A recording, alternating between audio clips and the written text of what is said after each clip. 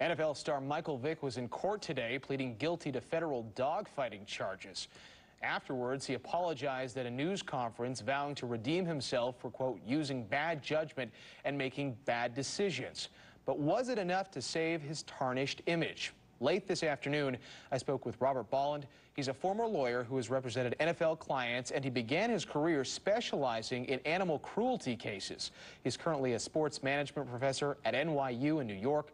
I asked him if Vick's actions were too little, too late.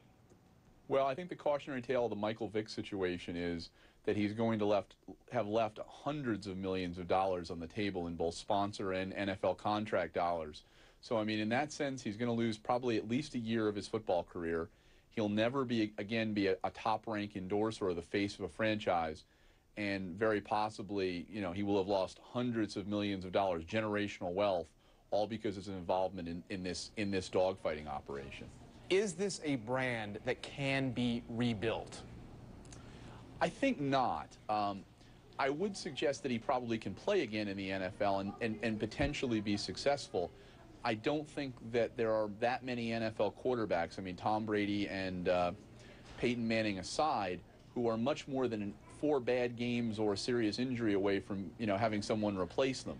So I don't think it's beyond the realm of probability that Michael Vick will be back in the NFL playing and making, you know, $1 million a year.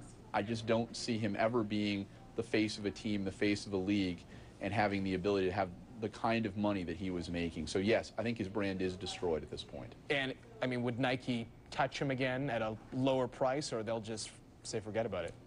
No, I don't. I think Nike will say forget about it in this instance. I think there are a few rebel maverick owners in the NFL who will do almost anything to win. And if they believe Michael Vick can help them win, I think they'll look to him.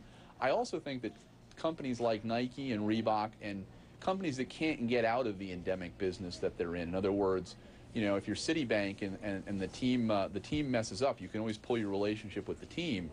But if you're Nike, you really can't stop making sneakers and athletic product. So I think those companies, the Nikes, the Reeboks, the companies that make endemic product will be now very, very careful about who they endorse and who they choose to endorse their product.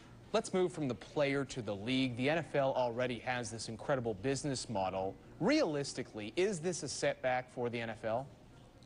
Yeah, I think it is. And I say it this way because we kind of pointed to those people before. The most important clients in the NFL now are now its sponsors. The people who buy naming rights for stadiums, the people who buy luxury boxes at stadiums on multi-year contracts really are, in a revenue standpoint, more important than the average fan, almost in total. So I think anything that threatens the NFL's relationship with those people is problematic for the league. And I think if you think about the broader construct, the NFL has had 50 players arrested in the last year. Not convicted, but charged with various criminal acts out of about a 1,600, 1,700 player base. That's a lot of people. I mean, that would be almost, you know, unheard of in a company to have that many people arrested. Right. I'm sure even when Enron collapsed, they didn't have that many people arrested.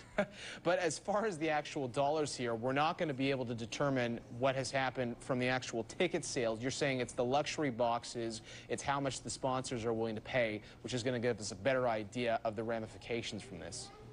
Yeah, I think that's where the risk of loss is at the greatest. You know, Atlanta may lose fans this year because the team won't be as good without Michael Vick.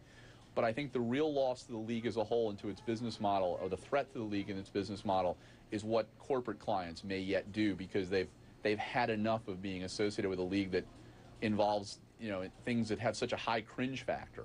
What about viewership, say, in a country like Canada, which perhaps is more hockey-centric, and whether or not there might be some fence-sitters when it comes to the NFL?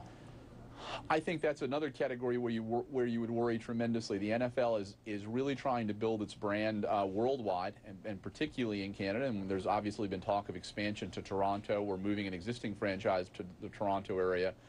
I think it's harder to inculcate fans and develop new fans if you're not bringing in a model that's actually very praiseworthy and very, you know, very admirable. So can you put a price tag on this, on what the overall impact could be from this Vick situation? Well, to Vick, hundreds of millions of dollars. To companies that have used him for endorsement deals, tens of millions, I would suggest. in lost sales of product. To the NFL, probably not so much, although I think they've acted quickly and sternly and are really going to have to create a cultural change in their locker room to avoid this situation repeating itself. And I think Roger Goodell, the commissioner, to his credit, has probably done a lot of that and is working toward that cultural change. But at the same time, though, isn't there an argument that this creates more interest in the league? All the attention, all the headlines on this perhaps brings more people interested in watching these games? The no publicity is bad publicity argument is usually a pretty valid one. I think is where the flaw in that argument, or as it applies to the situation, is with corporate clients. If you're talking about companies buying luxury boxes to entertain their clients, if you're talking about companies putting their names on stadiums at $400 million a shot, I think they're going to look longer and harder and more carefully at those transactions. So that's the potential loss there in this one. So that's why I don't think no publicity is bad publicity is quite true in this one. Gotcha. Just to wrap up here, you mentioned that possibility of expansion of the league. In reality, is Toronto ever going to get an NFL team, do you think? I actually would guess that if Toronto gets an NFL team, it's probably a team that will move from the existing 32, or as part of a broader expansion when the NFL is ready to do it. It may be a while off, but I certainly think it's possible. All right, very good of you to join us today, Robert. Thank you. That's Robert Boland, sports management professor at New York University. It's an intermission day in bank earnings season, but BMO and Scotia will get things rolling again tomorrow.